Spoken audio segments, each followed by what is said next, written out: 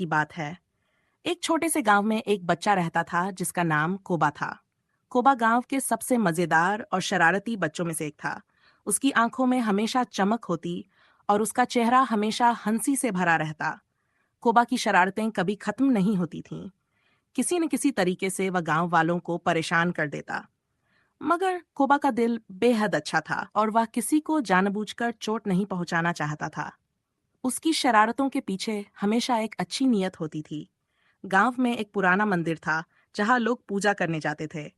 मंदिर के पास एक बड़े पेड़ के नीचे एक बूढ़ा बाबा बैठा करता था जो गांव के बच्चों को कहानियां सुनाया करता था। कोबा को इन कहानियों का बहुत शौक था। हर दिन वह बाबा के पास जाता और नई नई कहानियां सुनता। एक दिन बाबा ने कोबा से कहा, कोबा, तुम बहुत शरारती हो, पर तुम्हारे अंदर एक खास शक्ति है। तुम्हें अपनी इस शक्ति का सही इस्तेमाल करना होगा, तभी तुम महान बन पाओगे।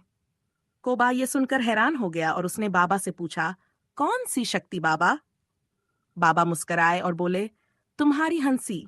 तुम्हारी हंसी में ऐसा जादू है कि तुम किसी को भी खुश कर सकते हो। कोबा को ये बात समझ में नहीं आई, लेकिन उसने सोचा कि अगर हंसी से किसी को खुश किया जा सकता है तो वह इसे एक दिन जरूर आजमाएगा। उसने अगले दिन से अपनी शरारतों में थोड़ा बदलाव लाने की सोची। अब उसकी शरारतों का उद्देश्य दूसरों को हंसाना और खुश करना था, न कि परेशान करना। अगले ही दिन कोबा ने एक योजना बनाई। गांव में एक बुजुर्ग महिला मांगी देवी रहती थी जो हमेशा गुमसुम और उदास रहती थी। कोबा ने सोचा कि वह मांगी देवी को हंसाने की कोशिश करेगा। कोबा ने गांव के बच्चों को इकट्ठा किया और उन्हें अपने साथ मिलकर एक मजेदार नाटक तैयार करने के लिए कहा। नाटक में कोबा ने खुद को एक पागल बादशाह के रूप में तैयार किया और गांव के बच्चों को दरबारी बना लिया। सभी बच्चे निकलकर हुए बादशाह की तरह बर्ताव करने लगे। कोबा ने मांगी देवी के घर के पास पहुंचकर उसका ध्यान आकर्षित किया। फिर सभी बच्चे नाटक के रूप में मांगी देवी के पास गए और उसे हंसी में डालने के लिए तरह तरह मजेदार जादू दिखाए। मांगी देवी पहले तो चुपचाप देखती रही, लेकिन फिर अचानक उसकी आंखों में आंसू आ गए और उसने जोर से हंसी छोड़ी। वह पहली बार इतने सालों बाद हंसी से झूम उठी थी। मांगी देवी ने कोबा को गले लगा लिया और कहा, तुमने मेरे जीवन में खुशियां भर दी बेटा। ये देखकर कोबा की खुशी का ठिकाना नहीं रहा। उसने महसूस किया कि बाबा की बात सच थी और हंसी ही सबसे बड़ी शक्ति है। इसके बाद कोबा ने गांव के और भी लोगों को हंसाने की योजना बनाई। वह घर घर जाता, बच्चों के साथ नाटक करता और मजेदार कहानियां सुनाता। उसकी हंसी और उसकी शरारतें अब गांव में हर किसी के दिल में एक नई उमंग और खुशी भरने लगी थीं। लेकिन कोबा की असली परीक्षा तब आई जब गांव में एक बड़ी समस्या पैदा हो गई। गांव के तालाब में पानी बहुत कम हो गया था और लोग डर रहे थे कि अब उनका पानी कैसे मिलेगा। गांव के बुजुर्गों ने कहा कि अगर तालाब का पानी न बढ़ा तो पूरा गांव प्यासा रह जाएगा। सब लोग परेशान थे, लेकिन कोबा ने सोचा कि अगर सभी लोग मिलकर काम करें तो कोई न कोई रास्ता निकल आएगा।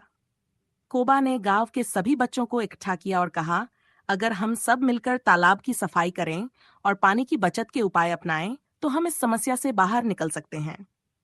सभी बच्चों ने उसकी बात मानी और तालाब के पास काम करने लगे। कोबा और बच्चों ने तालाब की सफाई की, उसके आसपास के पेड़ पौधों को संजोया और पानी के बचाव के उपाय अपनाए। कुछ ही दिनों में तालाब का पानी बढ़ने लगा और गांव वाले खुश हो गए। गांव के लोग कोबा को देखकर हैरान रह गए। उनकी शरारतों से तो वे परेशान होते थे, लेकिन अब उन्हीं शरारतों ने गांव की सबसे बड़ी समस्या का हल निकाल लिया था। गांव के बुजुर्ग ने कहा, कोबा, तुम्हारी हंसी और शरारतों ने न सिर्फ हमें हंसाया, बल्कि हमें एकजुट होने का भी रास्ता दिखाया। तुम सच में एक महान व्यक्ति बन गए हो। कोबा की आंखों में चमक और दिल में गर्व था। उसने महसूस किया कि उसकी शक्ति सचमुच उसकी हंसी और अच्छाई में थी। उसके अंदर एक खास क्षमता थी जो वह अब समझ पाया था। वह जान चुका था कि अगर दिल से काम किया जाए तो किसी भी समस्या का हल निकाला जा सकता है, और यही असली ताकत है। अब कोबा ने कभी शरारतों को गंभीरता से नहीं लिया। वह जानता था कि वह दूसरों को खुश करने के लिए अपनी हंसी और शरारतों का इस्तेमाल करेगा। वह एक दिन गांव का सबसे बड़ा नेता बन गया, लेकिन उसकी सबसे बड़ी पहचान